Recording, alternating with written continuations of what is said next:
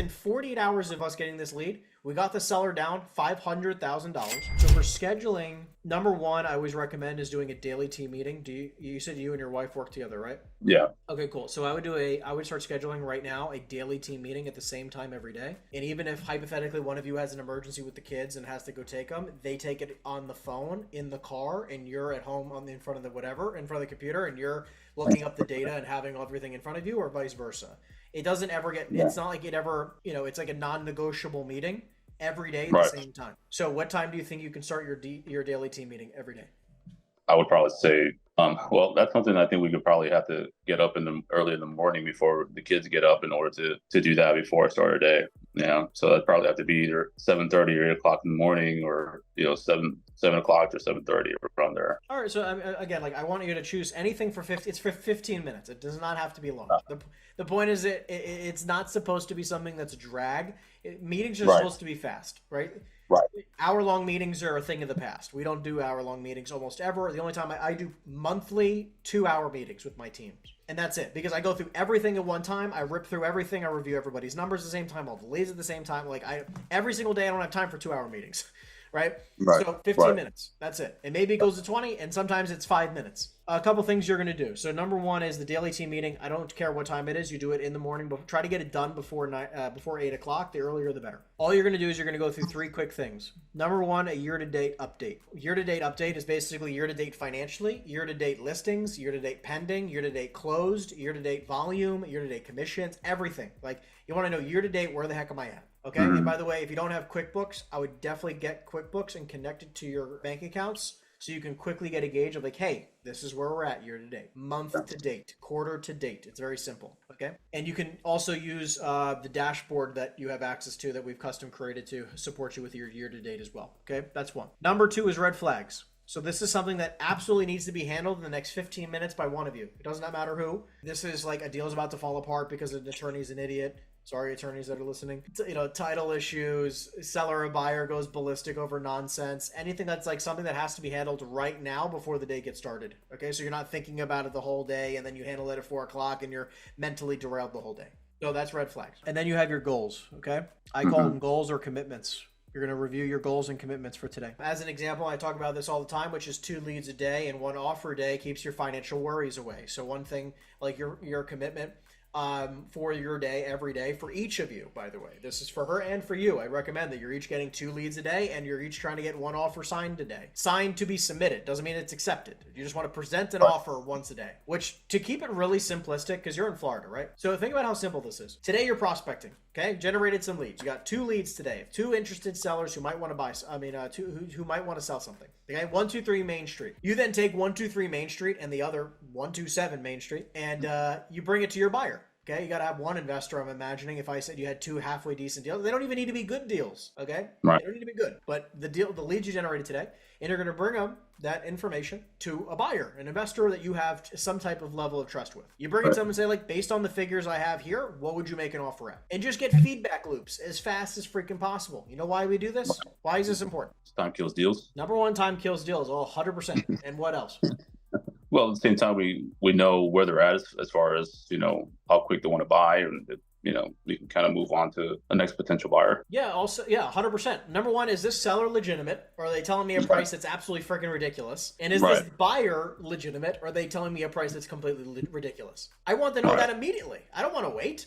Some of these guys, they get a lead, and then they're like, oh, well, I need more information. Let me call up, and I spent a week or 2 or 3 or 5 weeks trying to get more information from the seller. And then they call up the buyer and they're like, oh, well, this isn't for me. And then they call up another buyer and they're like, well, based on this information, it's going to be here, or I still need more information. It's just back and forth. And all of a sudden it takes a month or 2 months to get an offer on a property. So what we try to do is within 24 to 48 hours, we get 1 offer from me and 1 offer from another legitimate buyer in that ecosystem who likes that market, who likes that asset class. Because I want to close feedback loops as fast as freaking possible. Because if a seller goes, hey, I want, $5 million for my 24 unit apartment building, a little over 200 grand a door. I'm only saying it because we just generated that lead today.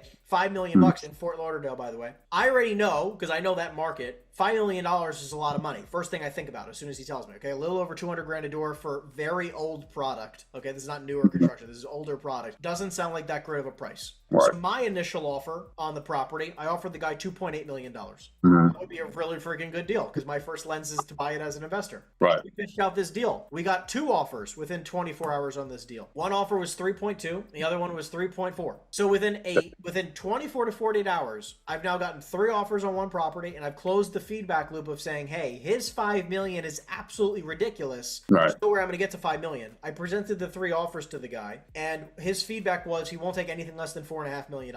Now, why also this is interesting, though, is that within 48 hours of this deal, of us getting this lead, we got the seller down $500,000 without really doing much.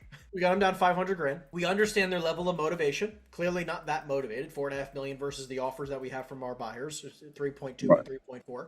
There's obviously a large gap. But I also now have the understanding of like, now I understand the clearest path to success with this individual, which will probably be listing the property for sale. So instead of spending weeks, and I don't have all the information, a lot of what we have is, verbal information, because we're not going to get, we're not going to get P&Ls and rent rolls within 24 hours sometimes. Like sometimes you might, sometimes you don't. Right. But in this instance, I already know based off of very quick information, not everything, right? Not utility bills, not leases, not, all these types of things. I very quickly know I got to pitch a listing on this deal.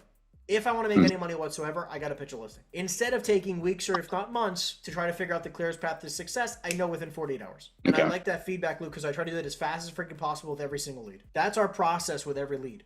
And this is why I'm saying it doesn't have to be complicated to do 2 leads a day and 1 offer a day. It's just present the information you have to a legitimate buyer in that marketplace who likes that asset class. And Reonomy can help you with that. If you can find somebody in that local market who likes that asset class, you could literally do a reverse search on Reonomy, and it shows you all the people who just closed on a deal in any time frame, in any asset class, in any location, right? Okay. So you can be very. So everything's all over. So anyways, again, goals and commitments: 2 leads a day, 1 offer a day, and then if you want to write down anything else specifically, like hey, AKA get my list, sign this listing at this listing appointment, set up a listing appointment, whatever you want to add to it. I try to say have 3 or so things on your commitments every morning. Your wife's going to tell you her commitments, you tell her your commitments every day. The entirety of the rest of your day is broken up into 2 categories on the commercial side of the business. What do you think those 2 categories are? Probably lead generation.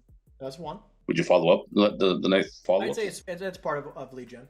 Because it's lead gen, lead conversion, fine, if you want to call it 2 things, right? It's a split lead gen, lead conversion. That's one part of your day. And then the entire second half of the day is what? That's a good question. Offer generation. Offer generation. That's it. We generate the deals, we sell the deals. We generate the deals, we sell the deals. That's it. That's the entire day. Okay. Makes sense. Now, of course, you can try to say that a part of selling a deal is touring it, but that's part of getting an offer, right? So yeah, sure, you can set up meetings, but this is why we don't set up meetings before 1 o'clock in the afternoon, right? Because that's lead generation time, and going to tour a property is not lead generation time. The entire day before 1 o'clock is lead generation.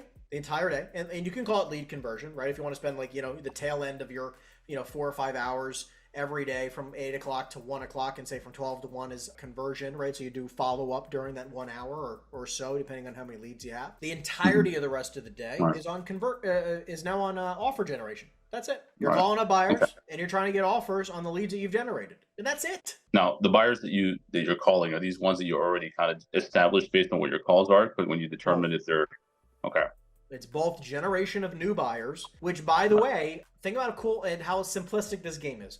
During your lead gen, we teach something called a pivot strategy. Okay? So you're speaking to sellers, you're calling sellers. Guy picks up the phone and goes, Jose, I absolutely do not want to sell my property. Right. Call him up. He's got a beautiful multifamily property. I've got calls like this all the time, Jose. I don't want to sell my property. What can you say to him? How can you respond? Are you looking to buy more properties? Exactly. No problem. I know I called you out of the blue. I can respect you don't want to sell it. It's a beautiful property here at 123 Main Street. But just out of curiosity, I come across a lot of people just like yourself who own multifamilies who are open to selling. Would you be open to buying something just like this at 123 Main Street? Very simple. Pivot. Immediately just pivot. Because a lot of people go like, oh, are you sure? But if I got you a great offer, blah, blah, blah. Like, they keep trying to beg this guy to sell it. He doesn't want it. It's cool. Like, most people are not going to lie to your face. Most people. Right. Okay? Especially in this business. I'd say a small fraction might lie to your face. But, most of the time they're going to be pretty straightforward. So what happens when they say don't want to sell, you got to pivot, right? So now that person now becomes a buyer lead. And that's somebody that you can go immediately into pitching pitching a deal while you're prospecting, right? Because what I've had times where I'm not even kidding you, right? I'm prospecting, I'm dialing, I'm doing a multifamily list, I'm dialing and dialing. Let's just, and you, what town do you live in? Orlando. Orlando, cool. So let's say you're prospecting Orlando multifamily. You're 3 hours in. You generated 1 lead so far. It's a decent day, not spectacular, but you generated 1 lead. Some guy wants to sell a 20-unit multifamily. Maybe he wants a little bit too much money for it, but nonetheless, it's a 20-unit multifamily in Orlando. You're calling around, and then same exact thing happened. You call up this random guy, John picks up the phone. I don't want to sell my multifamily. Jose, I get this call all the freaking time. Sure, I completely respect that. But would you be open to buying? Because actually, I'm looking to buy, I'm absolutely looking to buy. I bought, 10 properties last year. I'm always looking to buy more properties. You'd be like, well, it's funny you say that, John. I actually just came across a 20-unit multifamily property this morning that I think might be a decent fit for you. I didn't get a ton of information, but do you have 2 minutes to talk about the deal? All of a sudden, now you're just pitching a deal, trying to get your offer. And that's how you two-side the deal? Correct. Is that what you refer to when you... 98% of the time, we do both sides. Very rarely do we not. But I'm saying, that's the magic. That's it, right? Like, you're just trying to constantly put these deals together. That's why it's just a lead generation, offer generation, and that's it.